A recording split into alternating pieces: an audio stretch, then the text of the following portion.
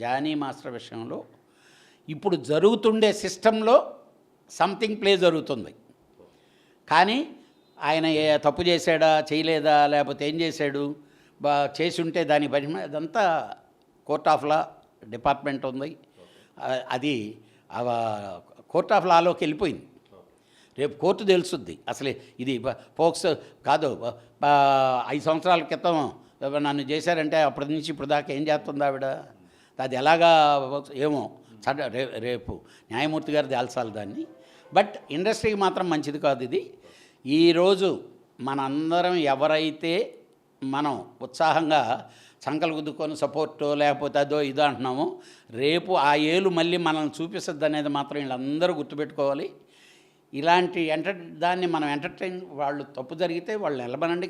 అప్పుడు chamber entertain చేసి ఉండకూడదు. ఛాంబర్ ఎంటర్టైన్ చేసినప్పుడు ఛాంబర్ డెసిషన్ వచ్చేదాకా అమ్మాయి ఆగి ఉండాలి. ఆగలేదు కాబట్టి ఛాంబర్ ఈరోజు నిర్ణయం తీసుకోవాలి, ఎంటర్టైన్ చేయకూడదు అమ్మాయిని. అంతే. అప్పుడే పోలీస్ స్టేషన్కి వెళ్ళొచ్చు కదా. ఛాంబర్లోకి వెళ్ళి ఛాంబర్లో వచ్చి అందరిని కూర్చొని పెట్టి డిస్కస్ చేస్తూ, ఇది ఛాంబర్లో కమిటీ వేశారు, వాళ్ళు డిస్కస్ చేస్తున్నారు, ఆ న్యాయ నిర్ణేతలు చెప్తారు అన్నప్పుడు మళ్ళీ పోలీస్ స్టేషన్కి ఎందుకు వెళ్ళాలి? అంటే ఎక్కడ అవకాశం దొరికితే అక్కడ బదనాం, నాకు తెలిసి నాకైతే అతన్ని బదనాం చేయడానికి చేస్తున్నారనేది మేజర్గా ఉంది. బట్ డెఫినెట్గా చాలామంది మాట్లాడే వాళ్ళందరిని చూస్తుంటే ఇండస్ట్రీ మీద మాత్రం బురద జల్లే సిచ్యువేషన్ తెచ్చుకోవటం అయింది. ఇండస్ట్రీలో వాళ్ళు ఇండస్ట్రీ మీద బురద జల్లేది వాళ్ళకందరికీ బ్యాడ్ నేమ్. చాలామందికి చాలా పేర్లు చెప్తున్నారు.